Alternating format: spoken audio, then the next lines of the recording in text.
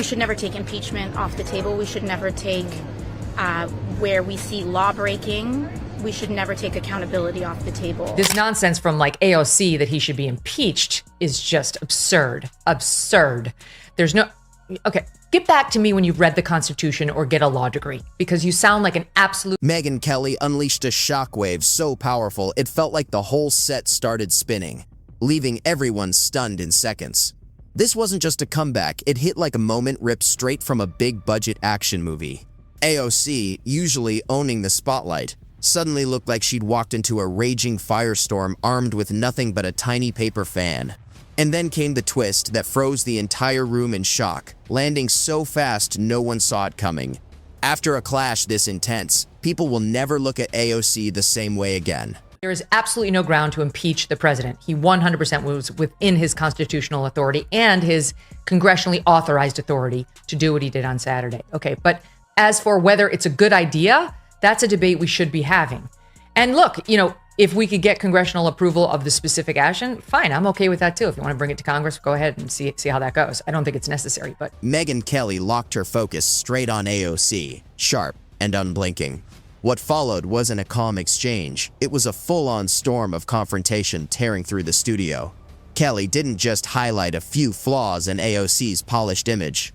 She cut right through it with the bold confidence of a kid slicing fresh wallpaper with brand new scissors. Check in on AOC and see what she has to say. Reaction on what's going on with Elon Musk and President Trump on Twitter right now. Oh man, the girls are fighting, aren't they? I think this breakup we've been seeing a long time coming, but we'll see what the impacts are of it legislatively. Okay. You're so cool referring to them as the girls. She's above it all, Ben. That's what she's trying to telegraph. You see, she's the adult in the room, the one out there who does a preacher accent, and she leans into her fake Latina accent. And she's the adult. If you're loving this takedown, make sure to hit that subscribe button. In a single moment, AOC went from smiling on Instagram Live, chatting with fans and sipping her wine, to standing frozen under Megyn Kelly's piercing stare, like someone who just discovered the Wi-Fi password had been changed without any warning. It's the true radical left, who's gone beyond all the identity issues. I mean, don't get me wrong. The person I'm going to show you is 100% wrapped in all of them, but like genuinely believes the Hitler fascist stuff, like is distraught because they really think Hitler just got reelected. Most of them were just pretending, but then there are the ones who genuinely believe it, like AOC. We are about to enter a political period that will have consequences for the rest of our lives. Donald Trump has talked about turning the military on U.S. citizens that he deems his domestic political enemies. Here's the unfiltered truth about AOC.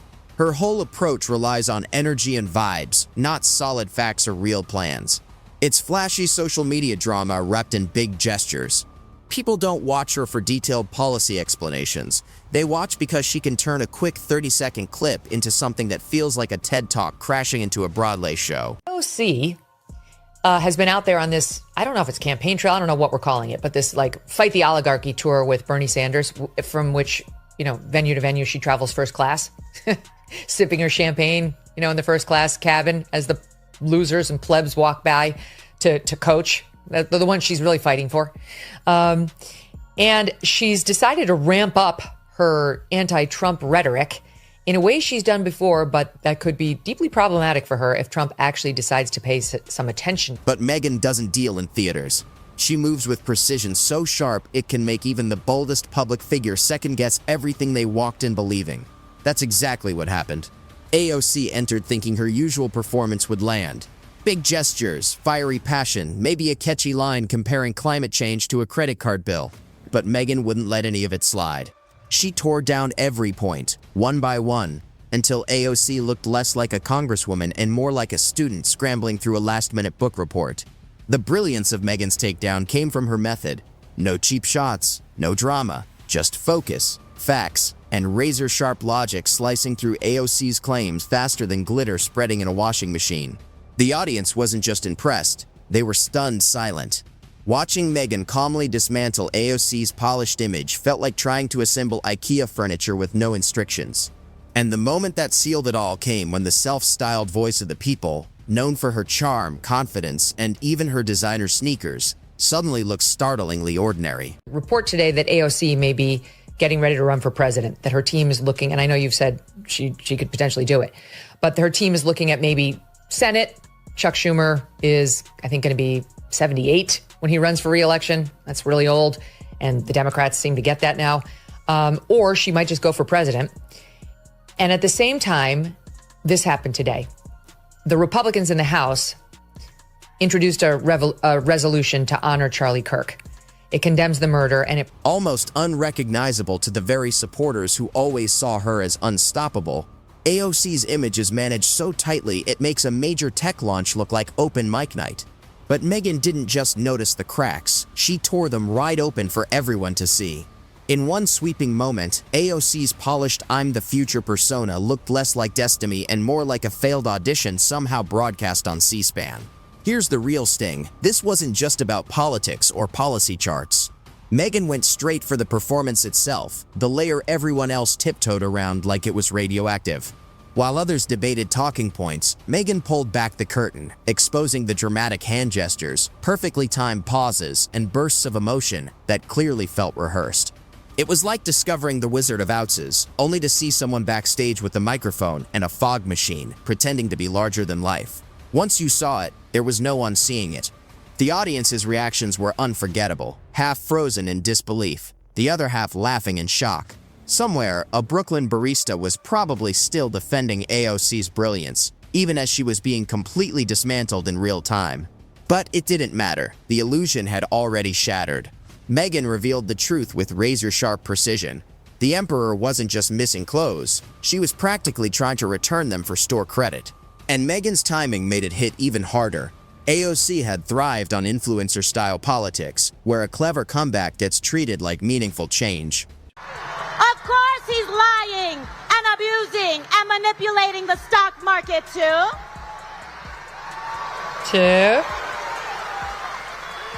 When he talks about rapists and criminals, he should look in the mirror. Clearly saying that Donald Trump is a racist.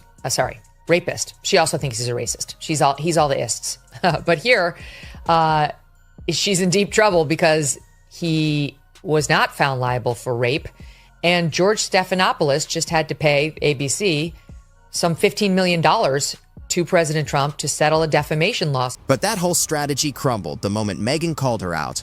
When Megyn spoke, the truth hit like a thunderclap, reverberating through the studio. Clapbacks only work when they're built on substance. Without it, they turn into nothing but noise, like political jazz hands flailing in the air. Here's the twist. AOC probably thought she could spin the moment like always, play the victim, rally her supporters, toss in a few hashtags. But this time, everything had shifted. Politicians get challenged on policy all the time. But how often does someone expose the performance itself? That's exactly where Megyn landed the perfect strike. She turned to AOC's greatest weapon, her ability to command attention, directly against her. Suddenly, all the theatrics that once made her captivating now made her look like she was trying way too hard. And in politics, nothing collapses faster than the image of someone who appears desperate. By the end, Megyn didn't just win the exchange, she changed how people saw AOC forever.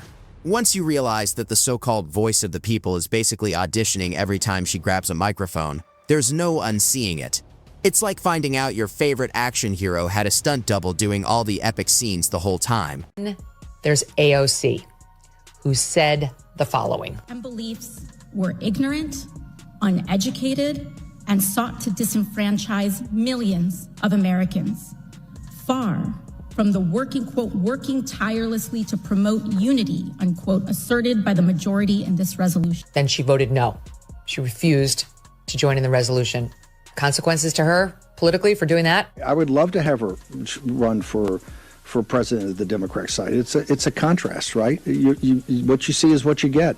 If that's what you think can lead this country, is that where your values are? Is that what you think will continue to promote American freedom and liberty? Here's the real twist. This wasn't even Megyn at full power. This was Megyn on an ordinary Tuesday, sipping coffee while calmly dismantling a politician like it was nothing more than a warm-up round. Imagine the chaos if she ever went all in on AOC. At that point, it wouldn't even look like an interview. It would be a political demolition served with a confident smile. When Megyn locks the spotlight on someone, the internet grabs hold and refuses to let go. Memes flood timelines, late-night hosts scramble for jokes, and frantic aides rush behind the scenes trying to erase the evidence. Spoiler alert, it never worked. At this stage, AOC's best move might be to fully embrace the act, maybe even start belting show tunes on the House floor with full jazz hands. At least then the laughter would be intentional instead of accidental. After Megyn delivered her strike, the curtain dropped hard, the illusion shattered, and suddenly everyone was asking, wait, was this all just a performance? The wildest part was how quickly the atmosphere shifted the second Megyn put AOC under that microscope. Moments earlier, she had looked untouchable, the internet's golden icon who could do no wrong. And the reason this is relevant is because a congresswoman who you may know as Alexandria Ocasio-Cortez has been telling us for years that she is from the Bronx.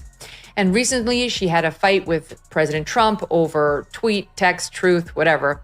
And she played tough and said, oh, don't you mess with me. I'm a Bronx girl. And we eat Queens boys for breakfast, because that's where Trump was raised, in the Queens.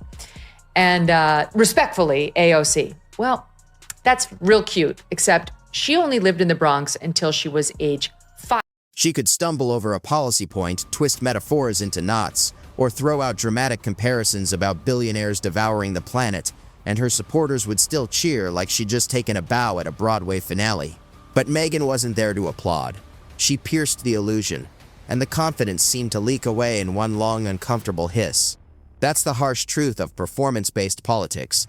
It only works as long as the audience buys the act. And with calm, razor-sharp precision, Megyn pulled every hidden string into plain view. Imagine AOC stepping into one of her signature speeches, the wide eyes, perfectly timed pauses, and sweeping hand gestures cutting through the air like a conductor leading an invisible orchestra. Normally, people love it, but with Megyn exposing the pattern, every move suddenly looked rehearsed, almost mechanical. It was like watching a magician repeat the same trick after you already know where the card is hidden. Impressive once, awkward the next. You could practically see AOC realizing it in real time. Her entire brand depends on control, controlling the mood, the message, and every calculated glance and gesture meant to make an impact. The rest of her childhood, 1 through 12th grade, in Yorktown Heights, which is Westchester. And by any measure, it is richer, nicer, and more white collar than the Bronx, with all due respect to my friends in the Bronx. She's pretending to be a Bronx girl because she wants this to be part of her origin story, the same way as she wants now to be called Alexandria Ocasio. Once Megyn stripped away that control, everything started to crumble in real time. AOC no longer looked like a fearless leader taking on the world. She looked like a nervous performer fumbling her lines under a blazing spotlight. Megyn calmly tore through her polished routine, exposing every exaggerated gesture, making AOC's fall even harder to watch.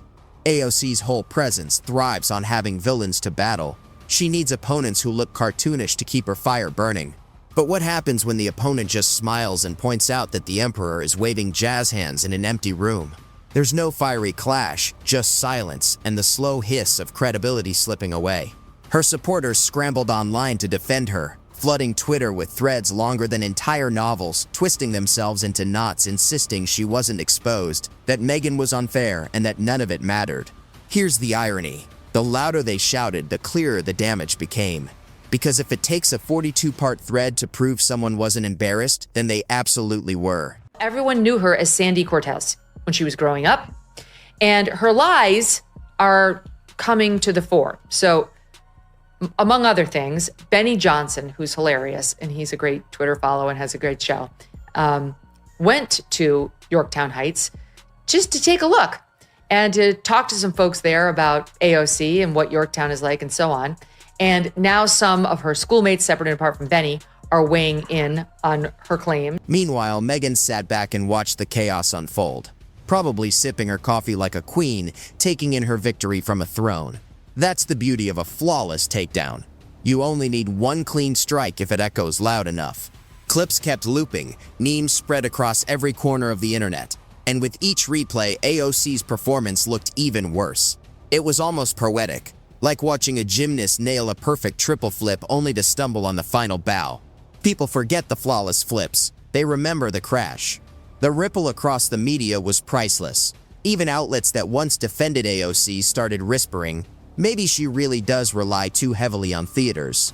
Finally, after years of dramatic speeches and Instagram monologues, Megyn shone a giant neon spotlight, and everyone had to admit it.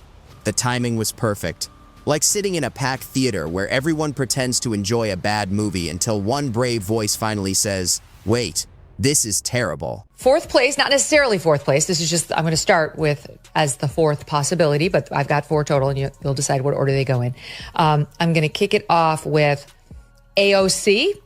Okay. Her real name is Sandy Ocasio. This is what she went by her entire life, Sandy Ocasio.